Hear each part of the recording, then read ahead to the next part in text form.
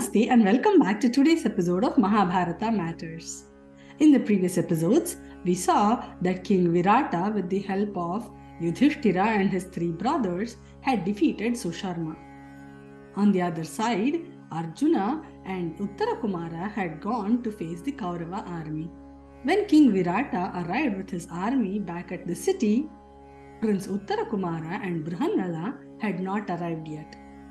He was told by his messengers that the prince had gone away alone to face the Kaurava army. The king was aghast. How could a young son of his, Bhuminjaya, also known as Uttarakumara, defeat the entire Kaurava army, that too single-handedly? He was very anxious. But Kanka consoled him. He said, so long as Brihannala is with him, he had nothing to worry about. Brihannala could defeat Indra even. So the king did not have to be concerned, he said. But the king would not listen. After a while, some cowherders came back and they told the king that the cows had been released. They also told him that they saw the prince Uttarakumara entering with his charioteer Brihannala after being victorious over the Kauravas. The happiness of the king knew no bounds now. He was so thrilled to hear that his son had single-handedly defeated the Kauravas. He wanted to celebrate the victory.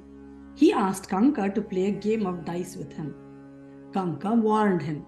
He said, when the mind is either excited or agitated, playing dice is not a good idea. He reminded him how Yudhiṣṭhira had lost everything in the game of dice. But the king would not listen. He insisted that he wanted to play the game of dice. And they started to play. The king was still enthralled at the news that his son had won. He was gloating and bragging about the prowess of his son. Yudhiṣṭhira had had it enough. He said the possibility was that Brihannala was defeating the army while Uttarakumara was the charioteer. This enraged King Virata. He threw the dice in his hand at Yudhiṣṭhira's face. Yudhiṣṭhira's nose started to bleed. Yudhiṣṭhira immediately cupped his hand so that the blood did not fall on the ground. Sairandri, who was nearby, brought a bowl of water and helped him clean up. The king was furious. He yelled at Sairandri for doing so. But Sairandri said she was protecting him and his kingdom. Every drop of this person's blood on the ground meant 1 year of famine to that country. Also, somebody had sworn to kill anyone responsible to bring this person's blood to the ground. So she was saving the king as well as his kingdom, she said.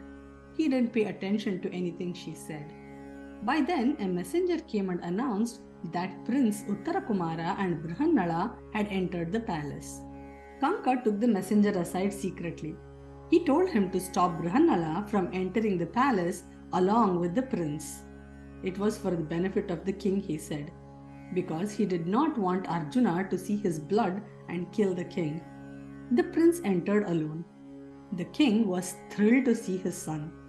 He was very happy at the prowess of what he had accomplished. But Uttarakumara said he was not the person who won the war. As per Arjuna's instructions, he said a divine being came to his rescue. That person had single-handedly defeated all the Kauravas, he said. Virata was happy. He said he wanted to meet this divine person. As a thanks, he wanted to give his daughter in marriage to this divine being. Uttarakumara said that person will come meet them in a day or two. Meanwhile, Uttarakumara's eyes fell on Yudhiṣṭhira, who was cleaning up the blood from his nose. He was flabbergasted to see him. Virata said he had injured him with the dice. The prince begged Kanka to forgive his father. The king was confused at the way his son was talking, but he was too excited at the glories of his son. He asked Kanka to forgive him as well. Brihannala came in a little while later. The king thanked Brihannala for being the charioteer. Brihannala went away to the quarters of the princess to give the silk robes that they had got from the war. So what are our takeaways from this story? Too much happiness or too much sadness can rob our mind from thinking straight. King Virata was too excited in gloating about his son. He did not listen to Kanka about not playing the game of dice. After that, he could not hold his temper when Kanka praised Brihannala. Both Yudhiṣṭhira and Draupadi did not want to bring harm to the person who had given them refuge for all these months. But his conduct would have called for bad outcomes for him and his country. They warded it off by cleaning up the blood and not letting Arjuna see it. With these thoughts, we come to the end of today's episode. Remember, in this series, we are discussing matters of Mahabharata because even today, Mahabharata matters. Hari Om.